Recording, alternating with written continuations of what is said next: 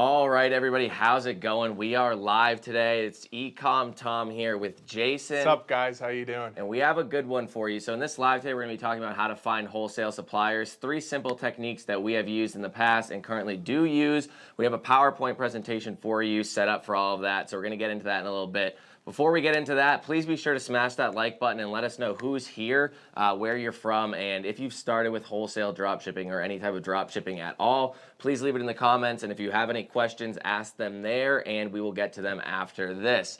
So before we get into that, we also do have our free wholesale dropshipping mini course, which is down in the description and a pinned comment down below. It's 5 videos long and over an hour, right? Over an hour of content. Jason did that, and we've had a lot of people sign up, a lot of interest in it. I think we have over 300 people that have signed up so far. So if you want that, just check it down below. It's free.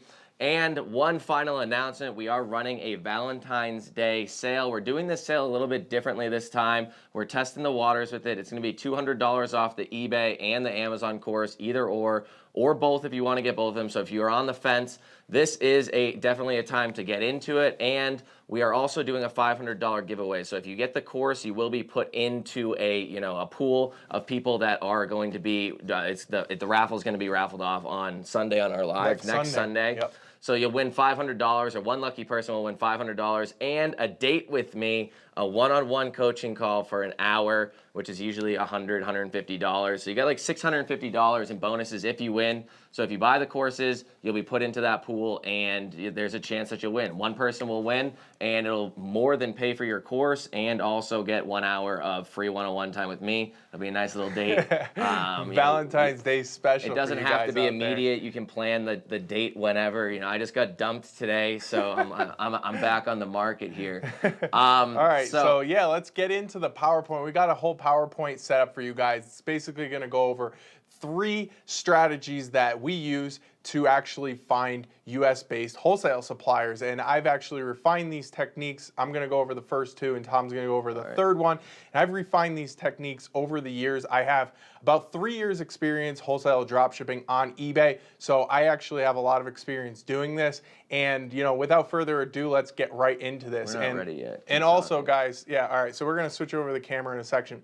But also, if you guys have questions about wholesale dropshipping as we go, as Tom said, put it in the comment section. We're going to have an extended Q&A session after this. It's only going to take about 10 minutes or so. So we'll get right to those after. The keyboard, actually. And, but yeah, so the first thing, if Tom gets his keyboard set up here, the first thing that we're going to do, guys, all right, and I've talked about this a lot of times on my channel, my wholesale dropshipping channel, is using targeted long tail keywords in Google.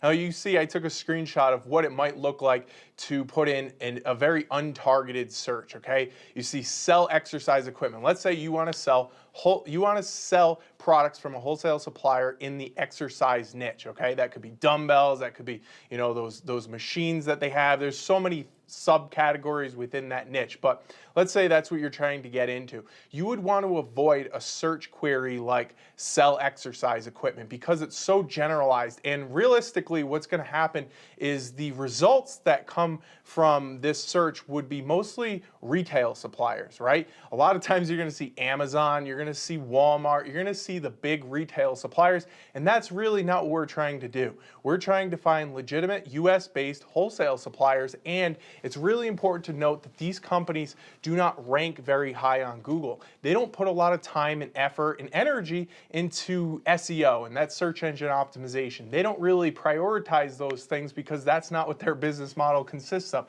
They are focused on business-to-business transactions, business-to-business relationships, okay? And that's why they don't come up very high on the search engine results page. So you want to avoid these generic search phrases like sell exercise equipment or sell whatever niche you're looking for, right?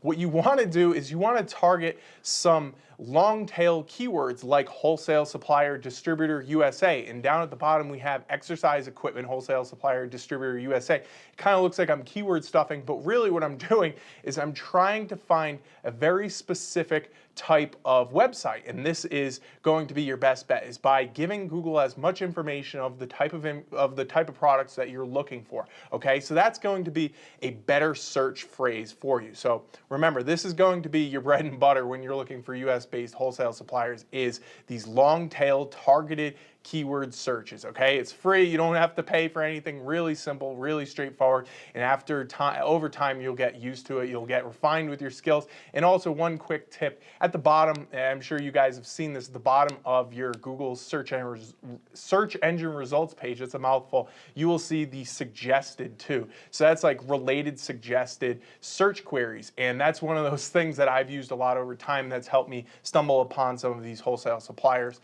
in addition to using this technique. So the second strategy, let's go to I have a question first. So when they're doing this and they're searching on Google, Jason, just to, get some more in-depth here, pick your brain a bit. It's, when they search this, what are they looking for when they come upon like a website or anything like that? When they click on it, what's going to be a good giveaway that this is a decent supplier to be using? One of the biggest dead giveaways is if their website looks really poorly made. And I know it sounds a little counterintuitive, but again, like I said earlier, they're not spending the time and money into marketing, branding, all of those things that you typically do as a retail supplier, right? As a retail company, something like Walmart, Amazon, you want that customer to have the most, comfortable experience, easy navigation, and you put a lot of time and money into prioritizing that. With wholesale suppliers, that's not their priority. Their priority is getting business relationships with companies like us as resellers. So if you see a really poorly made website, it looks like it was made in the 1990s or early 2000s,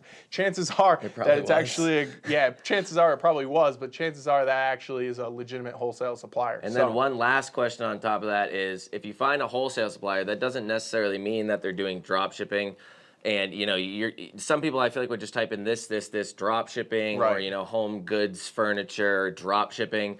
How many of these wholesale suppliers would you say when you find like just a wholesale supplier, a lot of people are buying from them in bulk or whatever they're doing, sending it into FBA or just fulfilling it themselves? They're doing, running a brick and mortar store, whatever they're doing. How many of those people that just say, or those websites that just say wholesale on them, would you, how many do you think when you contact them, ask them if they do dropshipping, actually do dropshipping? So that's a really important point too. So I've seen from my own experience about 50% of wholesale suppliers are willing to drop ship for you. So you have to think a lot of these wholesale suppliers want to have minimum order quantities. So they want you to buy in bulk, and part of buying in bulk means that you can't drop ship from them. So I've seen about 50%, give or take, right, of the suppliers' websites that I find actually will do drop shipping. And sometimes I put in special requests and they're able to do it if they have a retail arm or something like that. So about 50%. Yeah, I think so this doesn't things. guarantee anything. Yeah, I think that's one of the biggest things that would probably deter somebody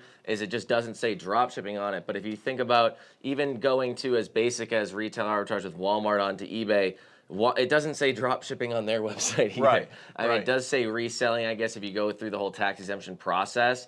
But in reality, it's like, it's not there. There are some people or some businesses that are out there that are strictly just for drop shipping or really want to do or facilitate the drop shipping aspect of it. But then there's some I've heard you on the phone with many a times where you call in like, would you fulfill the orders for me? Some people call it drop shipping and they say, oh yeah, we can do that. Yeah. We do that for some customers or anything like that. Exactly. So moving on to strategy number 2, we're going to be talking about trade shows. Trade shows. So I'll go ahead and do this one. Tom will do the last one. So this is the second strategy, and I've talked about this extensively on my channel, and that's Wholesale Dropshipping Champions for you guys who are wondering. So trade shows. What is a trade show? A trade show is, if you don't know, is basically a group or a conglomerate of people within a given industry who come together and buy, sell, and network with each other, okay? So a lot of times trade shows are in person. They'll have them at convention centers, event centers, hotels, stuff like that. And it brings everybody in from the industry, and they invite these vendors. So vendors who are selling within the industry, and they invite them for a fee, and they set up a booth generally. And then people who are retail companies like myself go and try to network with wholesale suppliers. It's a really awesome way to network with other companies in your industry. But this is what I'm talking about right now, is the trade show websites, okay? Almost every trade show that I've ever been to or seen has its own website. And on their website, they will have something called either the exhibitor roster, the sponsored vendors list, or vendor directory, something along those lines. And 99% of the trade show websites that I've ever been on have this. It might not be directly at the top of their website. You might have to dig around a little bit and actually find out this information. Sometimes there's stuff down in the footer and a little PDF or something like that. Or you can even find archived trade shows from 2015, 2016. And that's a really easy way to find out who were the vendors that went to these trade shows in the past. And once you find that information out, you know that this could be a potential lead for you to go and find as a wholesale supplier who can drop ship for you. So it's really not that much different than going in person and networking and asking a booth if they drop ship, if they will drop ship their products. It's not much different. But what you're doing is you don't have to physically go to the trade show. You can just do it online and figure it out from there. So it's a pretty cool little hack that I came up with, and I'm sure this could help out a lot of people. And I think one of the bigger things about this too, as well, is it's not just about finding the wholesale suppliers from these trade shows. It's also you can find the manufacturers or the brands or the highest level of who's owning or making this product. And then from there, if you find their website, then sometimes on their website it'll say where to find these products. Right. And it'll show, some of them only sell to retail stores, some of them sell to wholesalers, which would then sell to retail stores or anything like that. Yep. And it's not only just about finding a direct wholesaler there, you can also find the manufacturer, go to their website, maybe even find a contact person there. I've been on some of the kitchen related supplies websites where they'll say, we only sell to this website, or we only sell here, this is where you're going to get the cheapest price unless you're buying in huge bulk. Yep. So sometimes, the wholesaler might not even be the route to go, and that's why you see people doing the mixture of the retail arbitrage and the wholesale, because sometimes wholesale is the way to go, sometimes it's not the way to go. And you can really work either or with this one. So you can find the manufacturer, you can find the wholesaler, and you can really niche down specifically. You can find a specific niche, and on the next slide, I'll show you a website that actually does have a decent amount of these trade shows on it. But the trade show is going to be to a specific niche. Sure, there's going to be some outlier. I remember Oliver was telling us he went to a beer trade show for his company, and they make suction cups. Really? Like, yeah, they can pick up kegs on the assembly line, but in reality, he just wanted to go to that beer trade show. That's our buddy from college. But it's mostly you're going to be within the same niche or a relevant company to that niche. So if you want to sell in one thing or another, or if you really feel more confident selling in one niche or another, then this would be the way to really find it, along with the Google searching. So on strategy 3, we're going to be talking about wholesale directories, and these aren't things like people talk about Doba.com. What's that other I've one? heard bad things about Novatech Doba. Wholesale. There's Petra. Those They're are all like drop aggregators. shipper aggregates. So that's going to be like a drop shipping aggregate where you log in, you create an account on there. And those are going to be, they go out and they find other drop shippers or wholesalers, and they're facilitating it for you, but it's usually a much higher price. It's very hard to compete, and it's really them just making a lot of money and kind of like disguising themselves as drop shipper helpers or aggregates. This is a wholesale directory. So the directory is just going to have a list of a bunch of wholesale suppliers or drop ship suppliers. Again, just because it says wholesale supplier on the directory does not mean that it's not that they won't be open to doing drop shipping. We always say pick up the phone, it's going to be your best friend here, and it's really what's going to happen. So if you find one that seems interesting to you, they do have their own list of drop ship suppliers, but again, those might be more saturated, or they might be limited in number, where if you go to the wholesale supplier, then maybe you call them up and they're like, oh yeah, we do that. They're just not advertised that on that website. So Worldwide Brands is one of the bigger ones that everybody talks about. And for drop shippers, we bought it a couple months ago, I believe. It was like there was like 70 drop ship suppliers on there, but for wholesale suppliers, strictly wholesale, there was like a lot. I think there was like 2,000 or something wild like that. I didn't even have time to go through. Yeah, no. So that one was pretty decently expensive, some would say. It's a one-time fee though, so we got in on like a holiday deal. I think it was a Christmas deal or something. It was like $250, but that's one-time, lifetime access. You don't have to pay anything else. There's SaleWho after that, which a lot of people talk about, and they do have some drop shippers on there that are decent, some that aren't that great. And again, you need to really be vetting out these drop ship suppliers, because a lot of them that market themselves as strictly drop ship suppliers are kind of, in that iffy, are they just aggregates? Are they just trying to make money off of you? Or are they actual wholesalers that just have a lot to do with drop shipping as well? Sale, who has, a decent selection, not the best, but I would say definitely close to 100 different dropship suppliers, and that's $79, and I believe it's a year, so it's a yearly subscription. Worst case scenario, you could just like buy it once and then never use it again, and then just cancel your subscription, but I'm sure it's updated constantly. After that, there's Inventory Source, and not only is this where a bunch of suppliers are, this is also a software that we are going to be talking a lot more about in the future, and that's basically what a lot of the course is going to be revolving around for the beginner level wholesale dropshippers. And they have, I think it's up to 270 now, different suppliers on there. Again, not all of them are wholesale, but I mean, not all of them are drop shippers, but the majority of them, that's pretty much what this software is about. It's wholesale drop shipping. You can go through and find it. Yes, they do have some aggregators. Yes, they do have some that aren't that great. But overall, they do have a decent selection. And we are going to try to narrow it down in the course to like 3 to 5 different wholesale suppliers that Inventory Source supports, that is going to be able to help you list to eBay quickly, reprice your items in and out of stock very easily, very quickly, and reliably. Like, we want to find for you, not only give you the ability to find suppliers on your own so you can go out and do your own thing if you want, but also provide you a place to start where it's like the Walmart onto eBay for retail arbitrage. We want to be able to find that for you for wholesale arbitrage. Or for wholesale dropshipping.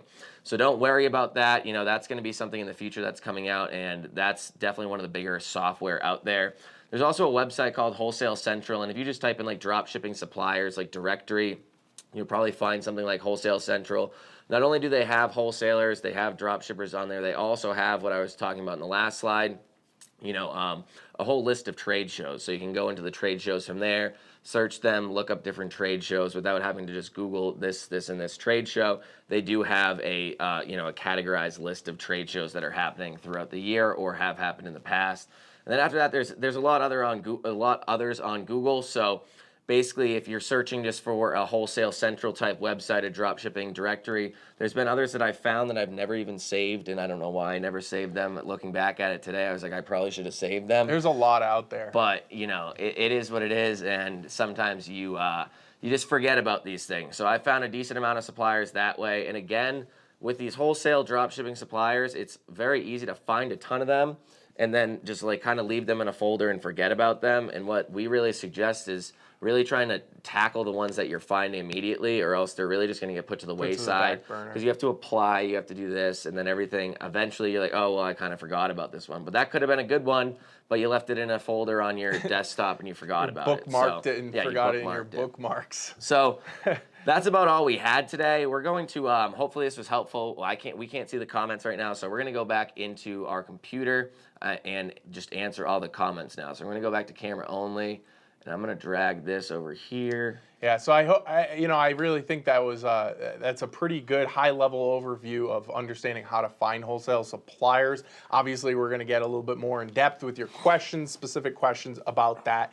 And let's get right into it. So I can see Christian Salinas, he was on early today. He says, I might come in with a ton of questions this live. He's already here. He says he's a bit curious, so we'll see how many questions he's got today. So Andrea Wolensin says, what up from San Antonio, Texas? I bet you it's warm there. I wish it was warm here. Hi, Tom and Jason. Love you guys. Grateful for the content and opportunity. 1, do I need an LLC in addition to EIN? 2, when submitting for an EIN, do I choose sole proprietor or LLC? So we can't really give proper, just overview of what you should be doing. That is your business. That's tax-related type information. You do not need an LLC in order to get an EIN number. You can do the EIN, like you said, as a sole proprietorship or an LLC. So as long as you live in the United States and you have a social security number, or if you're an international, you have what they call an ITIN. A little bit harder and longer of a process to get, but it's not out of the question at all. You do not need it when you're signing up. You do not need an LLC when you're signing up for these wholesale suppliers, but again, we're just what we do personally, and we're not telling you this is what you should do. But disclaimer. Disclaimer. We have LLCs, and it's just more legitimate to have an actual business. Most states aren't that expensive unless you're living in California. Massachusetts is kind of expensive. I know that from experience. But we have them in other states for other advantages, and it's only like $100 pretty $100 a month. I mean, a 125 year. 125 a year, I think it was. So Yeah. it's pretty cheap. Also, real quickly about that, EIN number stands for Employer Identification Number. Anybody out there? That's basically the equivalent of your Social Security number for a business. So when you're a business, you get designated an EIN number from the IRS. And it's really important to know that that's free. That's completely free. So if you see people who are charging you to get an EIN number, be on the lookout. Obviously, LegalZoom and stuff, they'll charge you a nominal fee, but watch out, because if you type in "get my EIN," there's a lot of companies that are doing paid for ads, and they might suck you into paying for something, and you might not even get it. Only the IRS can designate you an EIN number, and it's free. And I would say setting up an LLC is like semi-confusing, for anybody who's never done it before, but setting up your EIN number is very easy. All you have to do is go to the IRS website, make sure that it's during their working hours during the week, because they don't work during the weekends at all, because it's the government.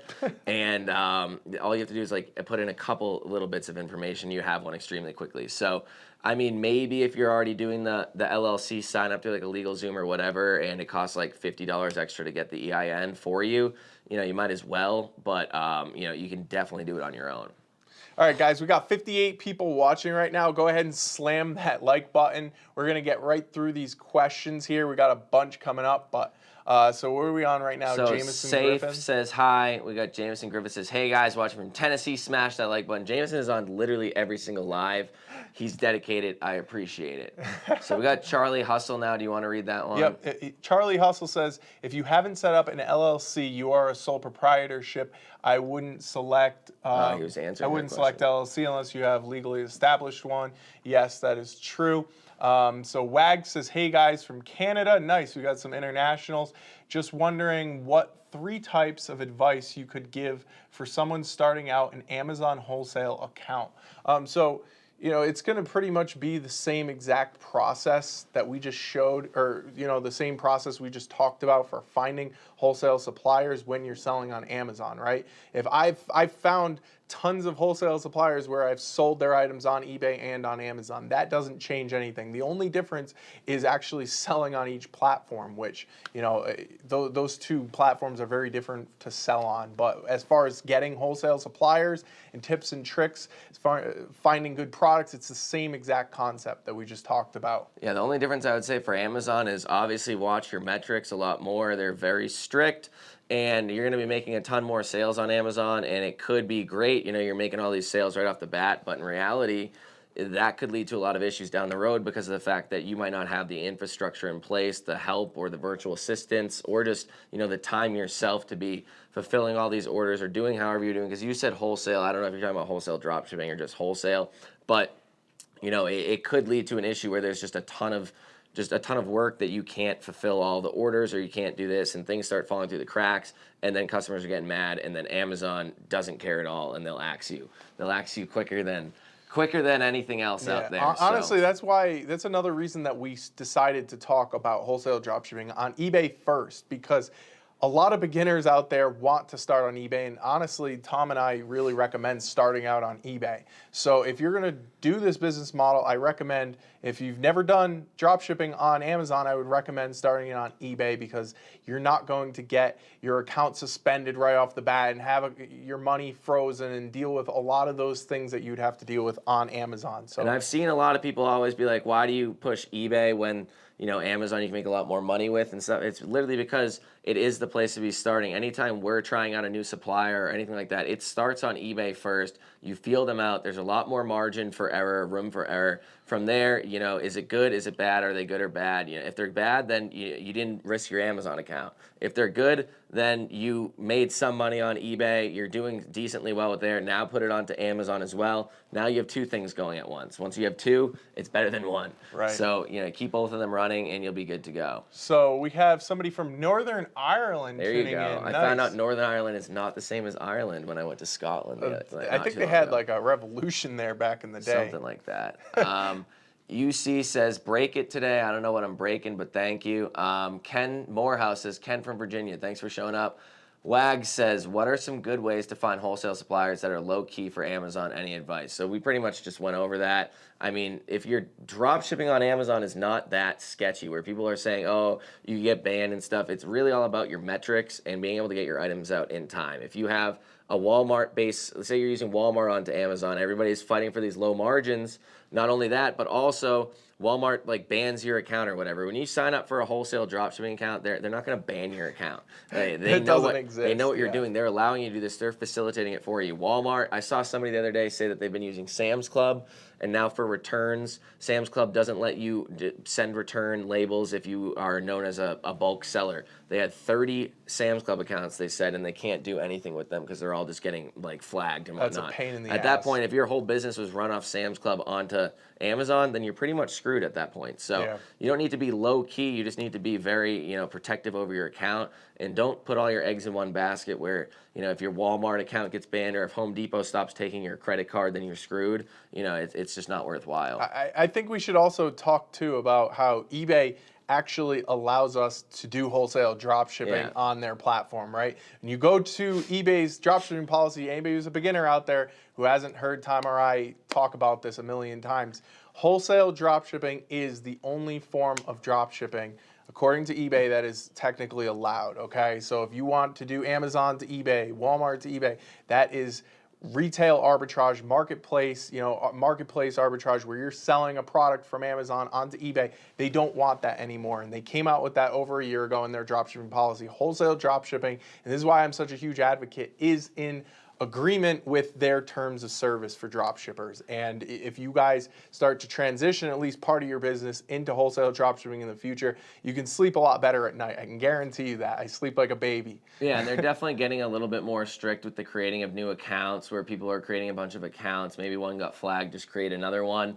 Like I created a brand new account for making videos for this wholesale dropshipping course last week or 2 weeks ago, and within one day it got banned because it was something, and it's because I listed items up. After that, I called them up. I got unbanned, and I believe it was just their new way of their security check, where before sometimes they would ban you and then make you call in and then just answer their questions from public database. But this time it was just a straight up, like I couldn't do anything on my account, answered the questions, got the account unbanned, but I only had limits of literally 5 items and $500. And I was like, what are you going to do with that? You can't do anything. So I listed 5 items. I called them up. And if any of you have seen my video from the past where I'm calling them up and I get up to 250 items very easily, which was probably about a year ago, I believe, a little bit less than a year ago, I probably could have gotten a lot more. Instead of going straight to the Philippines, where I feel like you would be easier to get, the 250, 500 item limit raised right off the bat, they sent me straight to America. And I was asked all sorts of questions. I recorded it all. Hopefully the audio turned out okay because the dude was talking very low. But I only got allowed up to 100 items. He was asking me questions about why my items, my images were stock photos, why they had white backgrounds, why my LLC was in Wyoming and I was selling boat parts because it's not near the ocean. He was asking all these questions, and I was like, dude, there's lakes in Wyoming. But I don't know. They're definitely being a lot more strict, but it's not doable, but it's definitely getting harder. So Charlie Hustle asks if I'm going to be putting out on this date. If you play your cards right, possibly. Andrea says, thanks, Charlie Hustle. I am wondering if I should get an LLC or not. Do I need one? Better to start with sole proprietorship. Again, we talked about it. We think the LLC is definitely the way to go. And Andrea says, hold up. All I heard was a date with eCom. Tom, my mom's on here too. Hi, Tom. Oh, she said hi, Jason, too. Hi, Mom. How's it going? How's it Andrea going? says, sign me up. Can't get enough of the Hawaiian shirt and neon shorts. Oh, okay, because I stood up. I was like, how'd you know I was wearing neon shorts? Good on you for helping people out, but how do they not know how to do this already? Some people aren't as well off as you, Ace Man. Some people need to look up things on the internet to learn, and I do the same thing as well. Anything I've ever learned in my life, I've gone on YouTube. Even like all the way up until junior year of chemical engineering in college, I learned off YouTube. I didn't read a book. I didn't do anything. I literally went to YouTube. So it's what a lot of people do, and that's what we're here facilitating for the e-commerce sphere. Okay, so Rich B says, not a dropshipping question, oh God. But if you need to start a new eBay store because the last one was flagged, can you still list the same products, not Amazon? Okay, so if your account has been flagged, right, you've already diagnosed it as flagged. We know how to diagnose it as flagged. It's flagged 100%. You're going to want to do is open up a new account. If you want to sell those products that you had selling before, you can, as long as you're doing it the right way. As long as you're not, like you said, selling those Amazon products, as long as you're not selling products. Let's say, for example, you were just selling straight up Walmart and your account got flagged. Well, that's a high indication that you got flagged for using Walmart and a host of other things. So probably it's not a good idea to continue doing the thing that got you flagged in the first place, right? Yeah. So my suggestion would be, if you're going to start a new account and you want to avoid getting flagged in the future, change what you're doing that got you flagged in the first place. Yeah, and if I was to assume, I would say it was either using Amazon items, which you said not Amazon. I don't know if you were using them in the past, or using API-related software, repricing software that's not allowed and has been flagging people for about a year and like 4 months now. And if so, then just don't use that software. Go use SKUGrid non-API. Go do things by hand for a bit until you learn SKUGrid, because it's a force to learn at first, but once you get into it, then you're going to be good to go. So that's what I would suggest. You can definitely list the same items as long as those items weren't the reason you got in trouble, which is what you said. Yeah, exactly. So John Arducci made it. How's it going, John? He's one of our students. Thank you for showing up. Ace Man says the worse the website, the better the margin. That honestly is kind of true. I've seen that happen a lot of times. So BuzzyTube Network says, how much is a one-on-one hour for eBay dropshipping? I am a member. Just message me on Facebook. We can come to some sort of conclusion. I just did one the other day for another student, and I think it was very helpful. Again, you need to be following the things that are inside of the course, and a lot of the things I've realized is people will come on these coaching calls with me, and they'll just have been making mistakes that were inside of the course that were like that I said not to do. So make sure that you're following what I say inside of the course before you even try to commit to something like that, because again, it's an hour of my time, it's an hour of your time, it's your money, and I want you to be getting the most out of the course. Where if you're coming to me saying like you got flagged because you're using repricing software, but you have the course, then clearly that was a mistake. Yeah. Or that was taught inside of the course. And anybody who's watching right now who's not a member of the course, you do have an opportunity to have a one-on-one session with Tom. It's a date. A date, if you want to call it that.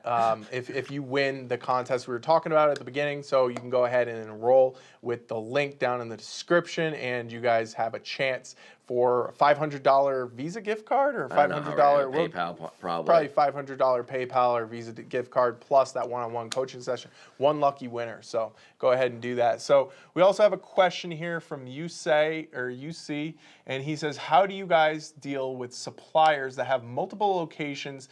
The items in 3 different locations. Okay, so we've talked about this extensively in the past as well. We don't really think that the multiple location thing is really that detrimental. I know eBay came out and said you have to, be putting you have to be putting the state zip and all that stuff in as accurately as possible and stuff like that. But I have used suppliers that have multiple fulfillment centers. I haven't had any issues with it in the past. I kind of think it was one of those things that eBay just came out with, and they were like, we're enforcing it, and they didn't really enforce it. They just changed their rules, and I was looking up to make a video on it, and then I found it. I don't think anybody had even made a video about it yet. I really don't think that they're going to enforce it, and if they do, then people will start to realize, okay, I put multiple locations, and now all of a sudden I can't make any more sales. Well, that's probably an indication that you're getting flagged because of that, but I haven't seen that yet. Yeah, I mean, I don't want to cry wolf without actually having any data to know. Yeah, nobody really knows yet, and it doesn't seem like they've cracked down. So,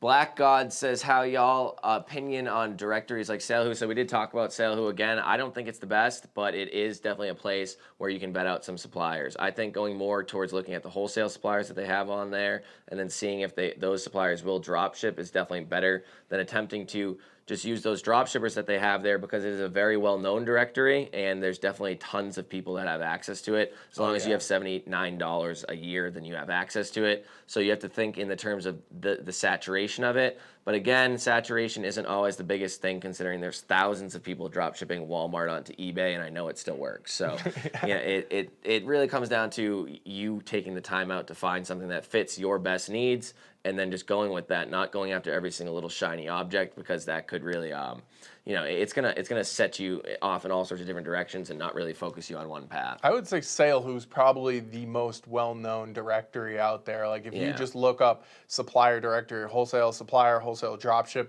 Saleho's going to rank really high. They pay a lot on ads on just Google and stuff. So, everybody and their brother probably has access to the Saleho at this point. Plus, they've been around since like the early 2000s. I want to say they've been around for a while. But Ace Man actually is reminding people, or reminding me to remind people, something that Jason also reminded me to tell people, but I forgot. And he says, remind people that legit wholesale suppliers do not charge monthly fees. That's one thing we forgot to mention. There's so many out there, they're like, oh, they charge this yearly or anything like that. And there's a slight difference where I've seen some adjacent suppliers do charge like integration fees once you are already accepted. That's to integrate into like your Shopify store and have like an automatic feed doing, pretty much what, any repricing tool would do or anything like that. But that's once you're already accepted. The ones that have like the $20 a month fee or anything like that, they're most likely not legit. And posers. They're posers. They're just getting you to sign up. And then they're going to be something like, although Petra doesn't really have it, like a Petra or the Novatech Wholesale. What's the one? Sunrise Wholesale has a yearly fee of like, I think it's $120 or maybe $250. That's a red flag. I accidentally paid the whole thing once by accident. But I have heard of people selling items from that. But again, there's thousands and thousands and thousands of items in that database, and you can only really find success with very few of them. So again, it's really not worthwhile. They're not as legitimate. Yeah, guys, definitely be on the lookout for posers. These are companies that make themselves out to seem like they're legitimate US-based wholesale suppliers when in fact they're just middlemen, more intermediaries in the supply chain trying to take their cut of the pie. And if you could just get them out of the picture and get directly to the source, you'll eliminate them and you'll make more profit margins. So just be on the lookout. There's a lot of posers out there, especially in this day and age. So Jimmy's up next. Okay, so Jimmy Coward says, I have a wholesale supplier that doesn't have a lot of pictures and very little in their in the item descriptions. How would I get more pics and info for descriptions? So I mean, if you've actually got all of their data, right? Because I want to make sure that we're on the same page here. If you have all their data as far as their inventory goes, the pictures, everything that's available to you, and it's not sufficient, then either that's not a good supplier, they might have more information if you request it, because just because you got the onboarding, the onboarding package, or you found this information on their portal, that doesn't mean that's all of the information that's possibly there. And the third thing I would say is you could also put that information in yourself or have your VAs do it, right? And there's nothing wrong with emailing your rep or requesting from your rep, hey, you guys, you gave me one picture and it's a terrible picture. Can I have more pictures? Do you have more pictures? Are you guys planning on taking more pictures? Can you send me some sample products so I can take the pictures myself? Or potentially this information is somewhere else on the internet. And that's another thing, is that if there's other retailers doing what you're doing, buying from a wholesale supplier, then chances are that they've taken the pictures themselves and you can take the pictures from the other retailer and put them onto eBay or Amazon. Yeah. I mean, that could run you into some issues with like copyright violations, but I don't think that would be the biggest issue here. I have seen some suppliers in the retail genre get very upset about their pictures being taken, and I have in fact felt the fury and the wrath of that on my Amazon account at one point in time. But they're all actually, the other day, those copyright violations only stay up for 6 months. The other day, 4 out of the 5 fell off, and I was very happy about it. So we got Jeff in here. Jeff's our VA. How's it going? Thank you very much for showing up. Christian. So Christian's slew of questions, I'm sure, is here. Yep. Am planning to attend some trade shows in my town. Off the top of your head, what kind of questions do you ask them? How does the conversation look like? So you've actually been to the trade shows. I have been to. I went to one in Denver. I went to one in Atlantic City. This is typically how I go in there. I just go up to a booth. Guns blazing. Well, actually, even before I get in there, I probably do a little bit of research to find out who's going, what some of these companies are all about. Maybe on the car ride over, I'll check out some of this stuff. But once you're there, you're going to want to introduce yourself. It's just any kind of formal business conversation. Hi, my name is Christian. Introduce yourself from whatever your company doing business as, and hey, I'm looking to resell some of your products online. Do you guys offer, do you guys have a dropship program? Or do you have any minimum order quantities or something to the effect of that? Can I resell your stuff? You know, all of that information. Obviously, you're not just going to come up and say, hey, do you drop ship? Some people aren't even familiar with that term. So sometimes I like to phrase it as, do you have minimum order quantities, or can you do fulfillment on behalf of retailers? And that kind of sits better. A lot of people have drop ship in their ears, and it's kind of like you know, it doesn't sit well with them for whatever reason. It's kind of like stigmatized for some other businesses, and I'm sure there's reasons for it, but I like to just I like to phrase it in those kinds of way. And again, you're going to just politely go up to somebody and ask those information, ask them if they have a business card. I'll follow up with you. Nice meeting you. What's your email? What's your phone number? Stuff like that. You get a fancy business card like Jason and I just got. That thing's really cool. We got a business card that is this like electronic thing, and you put it up to a phone, and then it automatically downloads your information to somebody else's phone. They can just like click on your YouTube links or your Instagram links right from there. Would have been great for that Uber driver the other night. Yeah, that's what I'm saying. That's why we needed it. So, oh yeah, your cousin's on here, Alexander. How's it going? Thanks for showing up. He called you Scruffy. Noah's laughing at it. Christian says, hey Jason, I watched your video on estimating shipping costs. How did those suggestions with like city extremes and averaging the distance work out? Yeah, so that he's referring to an old video that I did about 8 months ago. So sometimes with wholesale suppliers, you do not have a accurate shipping cost, okay? Because you have to, either they don't have a standard shipping rate on all of their items. I know you have a wholesale supplier you're working with that has like $750 flat shipping or five something. Yeah, a lot of times wholesale suppliers don't have a flat rate shipping like that. In a case that they don't have flat rate shipping, it's variable based on where the item's getting shipped to. So you have to come up with some averages. And he's referring to a free website that I called, I think it's City Extremes.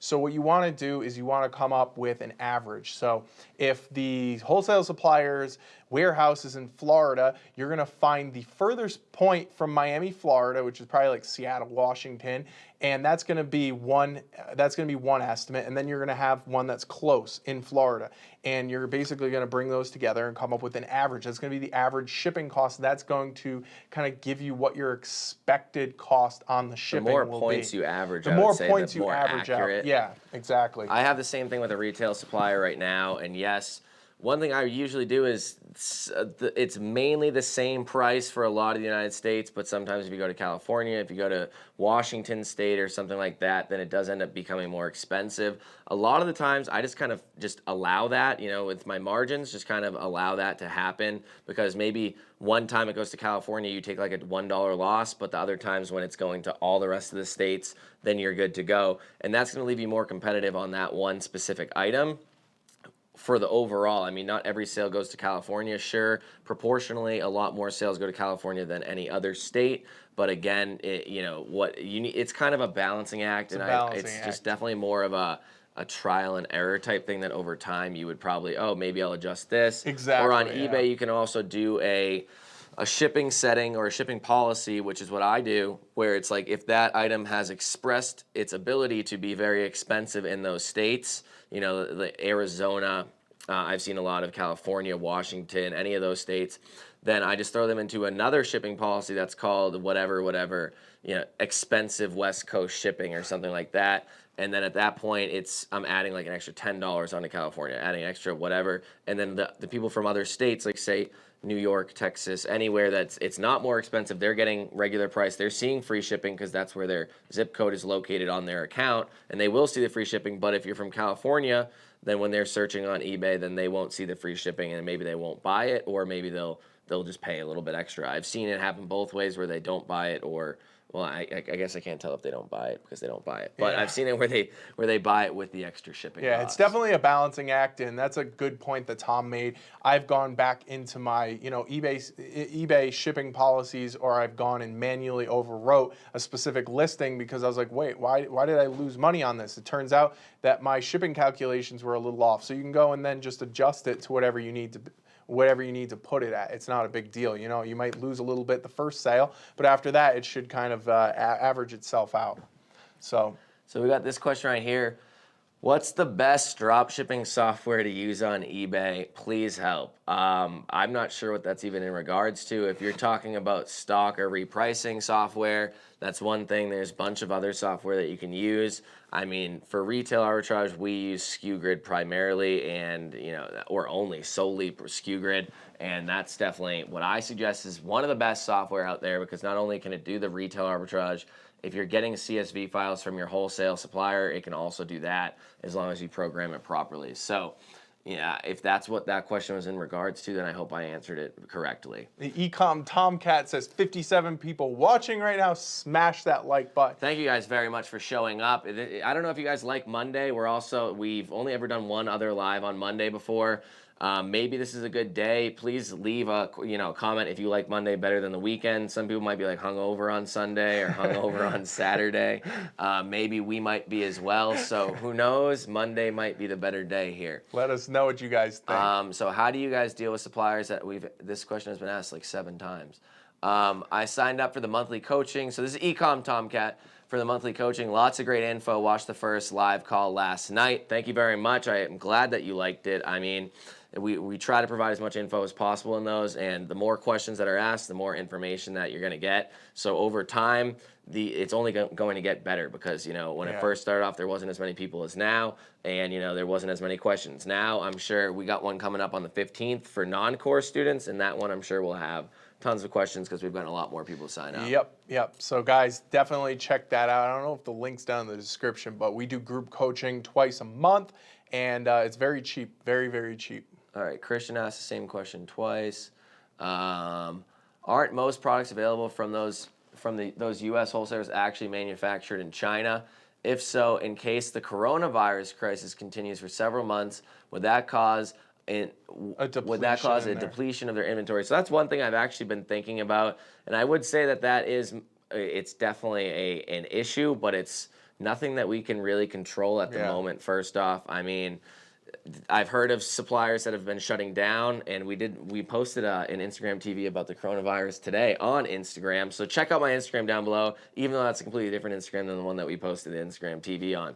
But that is definitely a worry. You can't control the coronavirus. Yeah, you don't know what's going on. You don't know how long this is going to take, and that can't stop you from getting started or continuing what you're doing because it's playing with the unknown. One day, eBay could literally the site could blow up and it could literally cease to exist. It hasn't done so yet. It's proved to be around for many, many years, 20 plus years already, but who knows? Next day, it could just disappear. Yeah, you can't base your business on, the supposition that the coronavirus is going to shut down all commerce from, China, or eBay's site is going to go down, or they're going to go out of business. You can't run a business that way. It doesn't really make any sense. You know what I mean? Yeah, and yes, of course, the coronavirus is here, so clearly there is extra worry that should be, happening, but again, if you just stay on top of it, don't worry about it too much, and if something happens, it happens. If not, then who knows?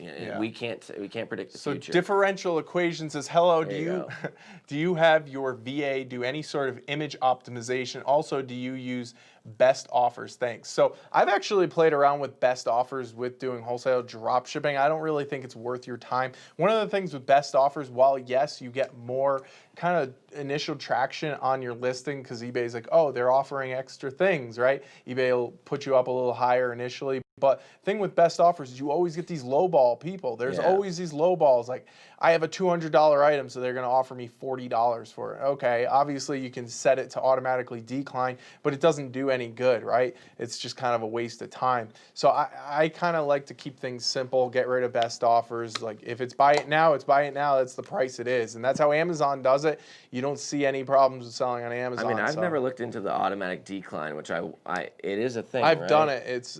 It's like, yeah, you might get one sale here or there, and then you get a little less. It's not going to be your bread and butter. It's really something not to that experiment with when you have a very well-oiled machine already.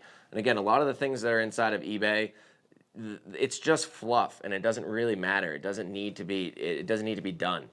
Yeah. But what really needs to be done is finding good items, finding good suppliers that are reliable, putting together a whole system to run your store efficiently, and then making sales. Once your sales are doing very well, and you have a store that is running pretty much on its own, just autonomously by itself, and you only have to check in every once in a while, then your time is better spent either going somewhere else, looking into other marketplaces, niches, suppliers, or just trying to optimize it even further. And then you can start playing with those little things like the best offers or the special different types of discounts. Subtitles, bolded titles. I've never even done one of those. Stuff is larger fluff. Images I've seen. You can pay like $150 for a larger image. It's fluff. It's fluff, honestly. It really is. You guys focus on the important things, the fundamentals, getting your business to a point, like Tom said, where that stuff matters. Because I honestly believe that most people out here watching this are not at that point where it even makes sense to worry about that. Don't even put your mental effort towards, stuff like that. So Christian asks again, would buying through something like ShipStation getting your shipping costs down? So I have seen suppliers where you can connect your own shipping accounts into FedEx or UPS or whatever. That could possibly, if you could get better rates that way, then that could possibly be a thing. But the supplier would need to allow that or at least offer that function. And I haven't seen all of them that do that. Webinar cases, don't give them too many secrets. Don't worry, we won't. So Jerry Arvam says, is it true that if you're selling on eBay, you can't take a vacation? You need to mail ASAP after a buy. Do you want to answer this question? You need to mail ASAP? Immediately. Oh. Okay. No, I've never put my account on vacation mode just because I utilize. No, you can't go on vacation. After somebody buys it, you need to ship it ASAP is what he's asking. Not about vacation mode. Oh, okay. I've never been asked that question. I don't the answer to that question true. is no. You have a handling time. It's a very bizarre question. Yeah, I know it is. If your store is open and you are processing sales, then you are promising via them buying that item that you will get it within your allotted handling time and your allotted shipping time to them. So if you want to go on vacation and you still have your store up and running and you can't get them the item, then that's an issue. But if you have maybe somebody working for you, or you're drop shipping the item, so therefore you don't physically have to mail it out, then that's go take as many vacations as you want. I think he's confused about what drop shipping actually is. I don't know. It's a very overarching There seems question. to be there's definitely some loop in that flaw in that logic there. So Lazy Abrams here, he says, yo, how's it going? He's made it to every single live, I think. So Juan Luis Gonzalez Garcia, that is a mouthful, says, hello, can you pay with PayPal in the suppliers that you provide on your eBay course, or is the payment method only credit or debit card for those suppliers? By the way, thanks for all the info. So if you're talking about the retail arbitrage dropshipping course, there are some suppliers that are PayPal. I'm not sure what the exact ones are. One thing that I've realized that's an international issue. Can they get the PayPal debit card and use that? That's a good question. That's one thing that I just completely overlooked for a while, because I feel like PayPal gives anybody the debit card. Yeah. Because the funds are in there. But then that also plays into the fact that if you're in PayPal jail, do your funds get allowed to you if you have the PayPal That's debit card? honestly a really good question. Anybody who's an international is watching and you guys maybe got that PayPal debit card, let us know. Because neither of us are international, and we know a lot of our students. It's just a lot of people come to us all the time asking, can you help out internationals? I have issues with paying for products because they're not accepting my credit card or whatever. And, if anybody's out there watching right now who knows that answer, let us know in the comments. We'll come back to that one. So we got Bob Sig says, you guys always talk about eBay going after people drop shipping from places like Walmart and Home Depot. Does Amazon take a similar position, or are they more cool with you drop shipping from major retailers? They are less cool. They are definitely less cool with people drop shipping from Walmart and Home Depot. And not only is it like, yes, you can make more sales on Amazon drop shipping from Walmart and Home Depot onto Amazon, you definitely can. But I've heard as far as Amazon has gone as far as putting in image recognition software to check their listings on Amazon to see if those are the same images as from Walmart, and then getting everybody in trouble from there. Amazon's definitely less intrusive, but if you mess up, then you're screwed. And Amazon does not allow Walmart or Home Depot onto Amazon either. And again, you're going to have your money locked up for 2 weeks at a time. So if you're doing 100,000 in sales for literally negative margin just to make money on the back end, a couple percentage, You're working for free. and then you have $40,000 in your account, and somebody hits you with a counterfeit claim because they don't like you or something like that, then there's a decent likelihood, or there is a small percent chance that you're not going to get your money back at all, because Amazon just is the all-ruling God, and they can hold your money and just not give it back to you, it seems. So, I mean, again, it's just a business model that I used to do about a year ago, a little bit less than a year ago, and I no longer just want to play into that game. It's pretty scary seeing about $40,000 plus $50,000 of your own money sitting inside of Amazon at a time, knowing that at any point in time you're doing something illegal on their platform. At any point in time they could just hit you with the ban hammer. It's definitely not a good feeling.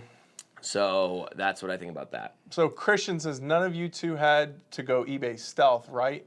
No, I've never ever gone eBay stealth. I did go Amazon stealth, talked about that extensively, but never eBay stealth, luckily. Actually, I feel like eBay stealth could be a little harder than Amazon stealth, but we're not going to talk about stealth on this live because stealth brings on more stealth questions. Yeah. So Rich B says, thank you guys.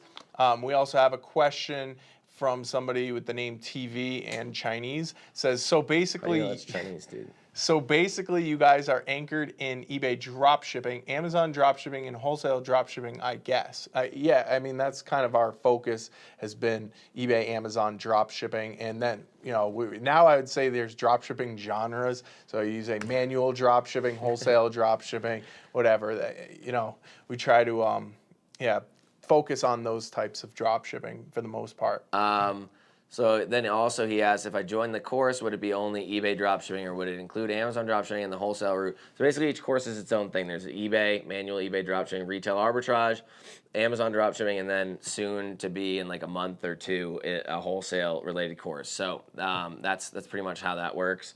You can't have everything in one course. It would literally be like 48 hours long, and it just wouldn't make sense. Everybody would be confused. It won't work. So Christian says, how about people that already have the courses? How do we win a one-on-one tutoring with Tom? You don't. I'm sorry. It's just specifically you, Christian. You don't.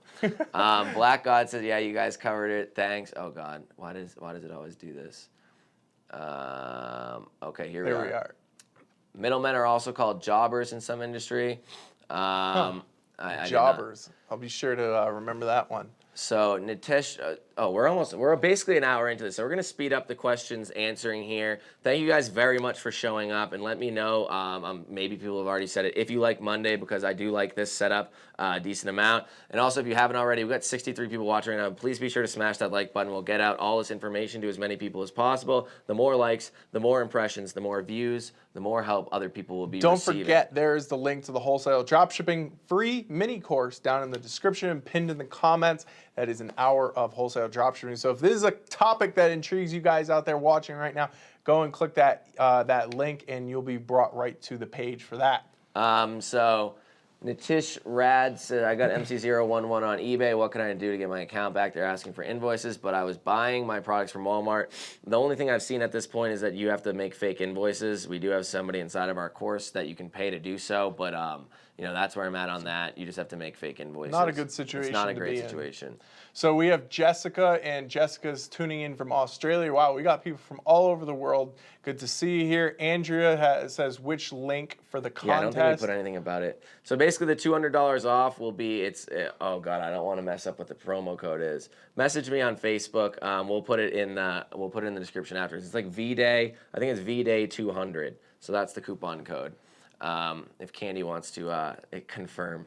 Okay, so Christian says, good info. I'll phrase it as fulfillment. I think that was an answer to one of his earlier questions. We have another question that says, hey, what about Aliexpress to eBay/Amazon? And again, we do not endorse, or we really don't like doing or talking about Aliexpress to eBay. It's just not a good way to drop ship in 2020. We've talked about this extensively. You're going to have high lead times. Coronavirus. You're going to have probably shoddy products, low quality products. Long lead times is the biggest issue, and it's just something that it's not worth doing. Why are you going to make the customer wait 3 weeks to get their product, 2 weeks to get their product? In this day and age, with Amazon Prime getting to people's house in literally a day or less than a day, people have come to expect fast shipping and handling time. Even if you put your policy to say 2 weeks or longer, you know, people still get upset. You're going to have higher rates of returns because the products are really cheaply made. It's just the way it is. So I don't want to do that. I don't want to add on more aggravation into my business if I don't have to. And I think you have the same opinion on that. But what? AliExpress? Yeah. No, I don't like it. Coronavirus is bad. All your products are going to be infected. Raymond says the name of the NFC business card is called Blue Guys. Yeah, it is. He definitely probably has it if he knows what it's called. They did have an affiliate program, and that's how I got us 15% off each one. There we go. Yeah, some dude on YouTube says, thanks, eCom Tomcat. I like 7 p.m. Eastern time. That's not a day. That's a time. But thank you very much. It's going to be that time. I would prefer lives on Tuesdays and Thursdays, but I would show up for the weekends. Okay. People like Mondays. How do you guys do product research? We'll talk about that in another video. Jason, you have videos on that on your channel, I do. Check out my channel, Wholesale Dropshipping Champions. Anybody who's watching out there, I do specialize in wholesale dropshipping. Christian's asking if he can hit you up about a wholesale supplier. I know you're not using. I know you were using. Jason says yes. Please message him as much as possible. What about UPC code? Is it important? UPC codes are definitely very helpful on eBay, on Amazon, and eBay. You can search. The biggest things is that you can take the UPC code if you have it and search it in the search bar, and that item will most likely pop up. Definitely on Amazon, as long as somebody used the correct UPC, and on eBay, some people sometimes put it in. So that will help you find the item very quickly. That's what I like about it. So that's one thing I can say about that. Hillary says, hello, Tom and Jason. Thanks for the live. Thank you for showing up, Hillary. We appreciate it. How's it going? Thank you for showing up. Hi, do you know Sully? Yes, I know of Sully. He runs a YouTube channel as well. Diego says, sorry I'm late. How much are you now doing in sales, Tom? I'm not sure what that's in reference to. I'm at over $100,000 a month right now between all my accounts, Amazon, eBay, and everything. I'm pretty much just trying to keep it right there. That's where it's been pretty steady for a long time now. Pretty nice spot to be in. And it's just like, it doesn't need to get any bigger. I don't need to take on any extra risk, and I can just work on other projects and getting into other things. So that's pretty much where I am. Yeah, I think that's a good spot to be in. Plus, you don't have to be inside your business every day. So yeah. We have a question from Vinny. Vinny says, even U.S. warehouses for Chinese suppliers are now behind. And I would imagine he's talking about the coronavirus again. Great show, guys. Great. So thank you very much, Vinny. I do believe Vinny is another course student of ours. So we have a very dedicated fan base of students. Thank you guys for showing up again today.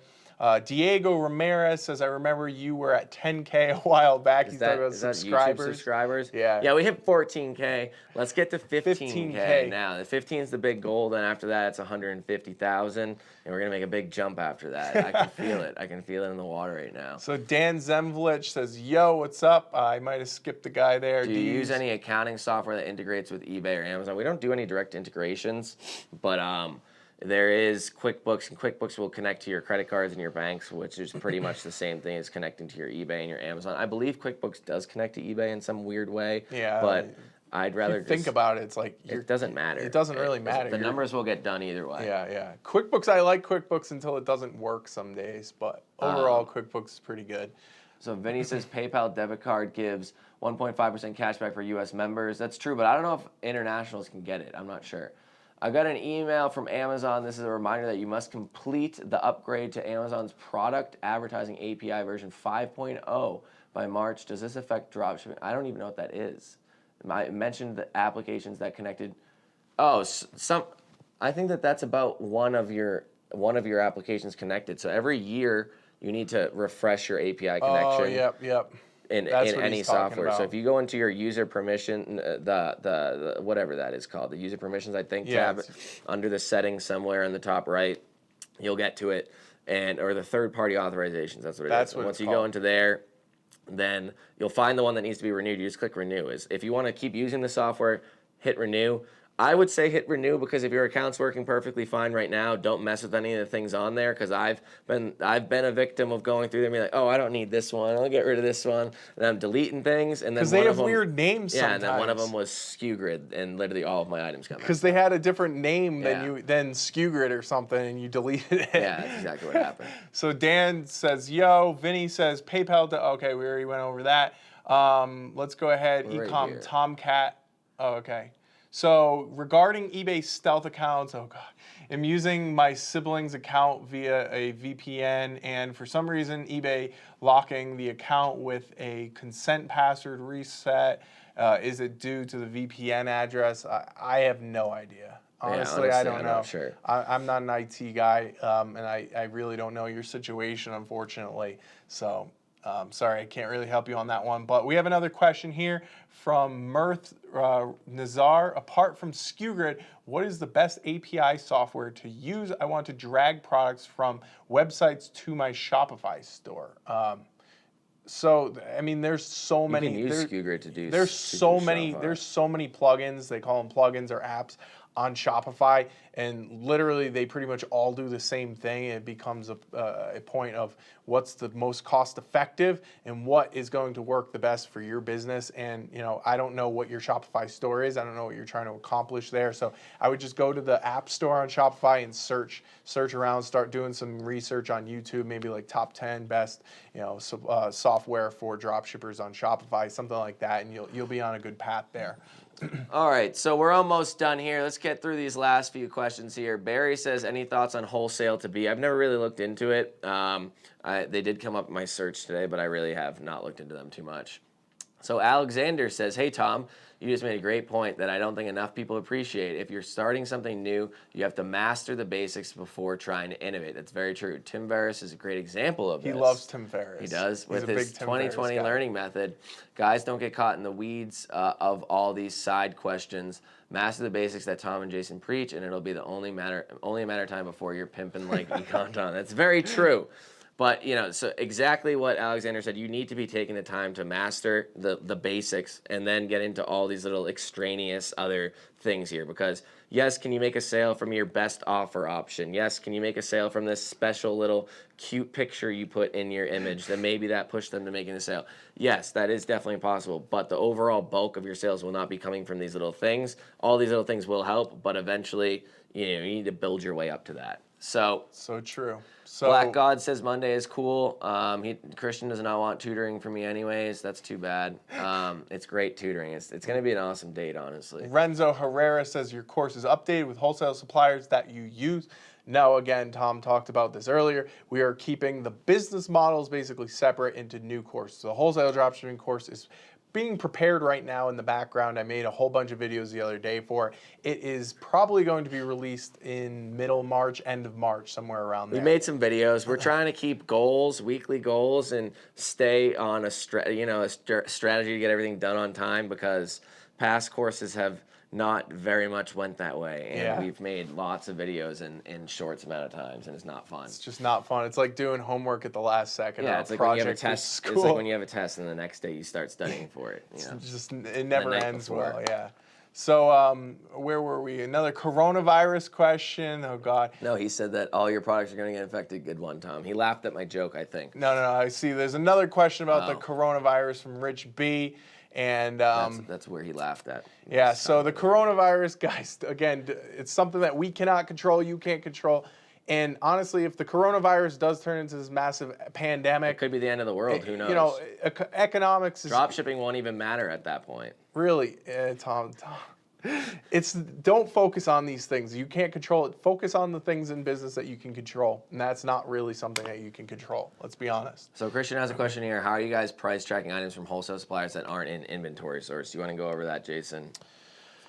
Okay, Short so overview. yeah, this could be a very long overview. Basically, there's a couple of things that you can do, right? You can have a CSV file that's updated either daily or weekly from your wholesale supplier. That's actually pretty standard practice where they update the CSV file. You can take a lot of the bulk of the inventory sheet from that CSV file using Zapier and run some automations if you're okay with Zapier, if you've ever heard of Zapier. But there's also other things you can do where you can actually plug in SKUGrid into the SKUGrid has a unique feature where they can actually monitor that CSV and keep you updated. So in that respect, SKUGrid with a CSV file from a wholesale supplier, really the world is your oyster at that point for any wholesale supplier that gives you that inventory sheet that's up to date, stock sheet, whatever you want to call it.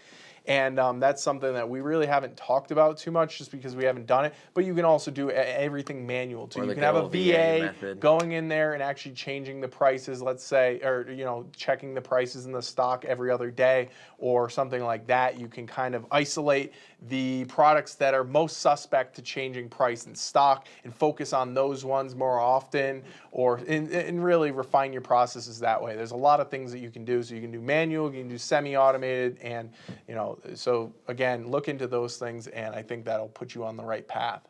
So Andrea says Monday was great. Thank yous. We might stick to Mondays now. And then Black God talked about how if you quick tip, use the inspect edit the web page, inspect to edit the web page. This is for when you get MC011 on your invoices from Walmart. You can change the address to your own address, saying that you shipped it to yourself, and then you did whatever from there. That's pretty much how a lot of people are getting the fake invoices and getting on MC011. Doctoring the invoice. I don't know what that name is, but it says, I am in the eBay course, and it is good. So thank you very much. Thank you for trusting in us. But what about all the SEO in eBay, Cassini, etc.? We talk about that in the course. There's the title, which you're just going to be mainly copying the title from your competitor, adding a little bit to it after that. Item specifics, description, everything that we teach in the course is helping you build the best possible SEO, your handling time, everything like that. From there, there's specific things you can't compete with. You can't get one-day shipping. You can't get the top-rated plus logo, or you could, but it won't be very easy. Other things like that. They're already all taken into consideration. We just don't mention the word Cassini that much because most people don't really know what that is. It's just the algorithm for search in eBay, I believe. Yeah, they name it. They named it, yeah. Yeah. So Aceman says, Tom needs to step up his beard game. Jason is killing it. I could not grow a beard to save my life.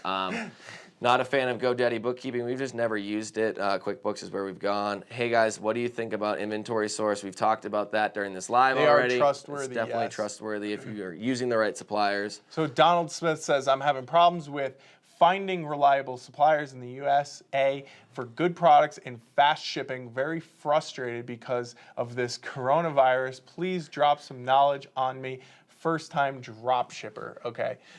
First-time drop shipper, and you want to learn more about wholesale dropshipping, go down into the description. There's a link for the free mini course. I made that. It's an hour long. That will put you on the right path to actually understanding what we're talking about and all these things. And also play this back too, because it sounds to me like you missed the first part where we were going over the PowerPoint. There's a lot of great information in there. So BH says, the thing about dropshipping books, good idea. Honestly, I don't really dropship that many books or any books. Back in the day, I definitely did with like the whole Amazon to eBay thing. It's not the worst idea. I'm not really sure. It could have cheaper shipping because of the media, whatever shipping that USPS Who buys offers. books still though? I feel like nobody buys books anymore. Everybody buys books. No, everybody's on the You're just Kindle. not an avid reader. No, I'll read, but oh my god, I love reading. People are on the Kindles. I feel like books are just like so old school. I don't know. It's not really a trending product anymore. Thanks so much, guys. One last question. I want to take products from Amazon, eBay, and Etsy to my Shopify store. Will SKUGrid do this? You've asked this question. Thanks for all the help. Yeah, I mean, I believe SKUGrid would be able to do this. Yes, they can take. Etsy is there. Amazon's there. They're all there. Yeah. You could definitely do it. It's just going to take a lot of setup. Thomas, looking forward to our date. Thank you, Andrea. Watched another YouTube video, and they said books. They think books are dead, but I love books. I love books too. I love reading books. Now, honestly, I'm not very fluent in the book niche at all. In the reading of books, in the processing of books, of anything. I'm not very big into books. I feel like books are big with like thrifters and people go to garage sales and like that type of thing. How much more? First of all, what's the average price of a book? $9.99, $10.99. Andrea loves books. She said it again. $15.99. There can't be a ton of margin on that if you're drop shipping it, right? I don't know. I don't know about books. My mom says sell masks, you'll make a killing. Thanks, Mom.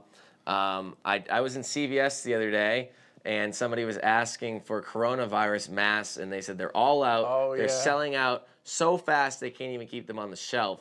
Go to Home Depot and get one of the masks, like a respirator, is basically what they said. That's actually pretty smart. It's not a bad idea. All right, so let's finish this up here. Christian says, thanks, coaches. Always a good time. Glad you liked it. Are you selling masks, Catherine? Donald's trying to hit on my mom right now, dude. Donald, don't do that. Thanks, Andrea. Hey, Tom and Jason, how's it going, Zane? Gary Y says, have you ever tested positive for the use of banned substances, aka muscle juice? No, this is a hard-working dedication. This is the gym. Thanks again, fellas. Nice to see someone teaching a legit way to run a business. Retail arbitrage is okay to start, but wholesale sources are the way to go in the long run. Very true. Forget the Kindle. Screw Kindles, honestly. Thank you for your knowledge. Not all superheroes wear capes. I wear a cape sometimes. There are people. Do they have Hawaiian capes? There is people how say that eBay and you need to buy UPC code and this is bad and post them in your item when upload. No, you don't need a UPC code. If you're in the course, like you said, I literally mentioned this inside of the course. You don't need a UPC code. Daniel is here. Daniel was a student I coached the other day. Already putting in the tips into play after our call. Sales have increased. Thank you very much. We got some proof here that the coaching calls do work. You can win a one-on-one date with me starting on this weekend. Tom got a new water bottle. Yes, I did. Can't source any. Buy books for $1, sell them for $20 to $50. Dang, Donald. Donald is hitting on my mother. All right, so with that, let's wrap up here, guys. Be sure to guys. check out the free wholesale dropshipping mini course in the description down below. There's 300 plus people that have signed up. It's over an hour long. Free content. It's yours. Take it. Smash that like button because right now we got 68, 66 people watching right now. 45 likes. The math does not add up. Does not add up. And last but not least, as we mentioned earlier on, there is a Valentine's Day special where you can actually win $500. I will send it to you personally in PayPal, plus a one-on-one coaching session with Tom for 1 hour. And all you have to do is buy the course for it's a discount. $200 off. And you'll be enrolled. You could possibly win it. It's V-Day 200. Is that correct, Candy? V-Day okay, 200. It's V-Day 200. So that's the promo code to check out. eBay or Amazon or both, either or. And if you win, if you're one of the people from now until Sunday that buys the course and you win, then your course will not only be free, you will also get a one-on-one coaching call with me as well. So pretty good deal. It's not that we're just going to refund you we'll actually PayPal you the money or whatever because the eBay course will be less, it'll be $297. So you'd actually make money on that. You'll be free. You'll be making free money. Plus money in your pocket. You'll be right off on the right foot. So I hope you all enjoyed this one. Thank you guys very much, and we will see you possibly next Monday. Have a good one.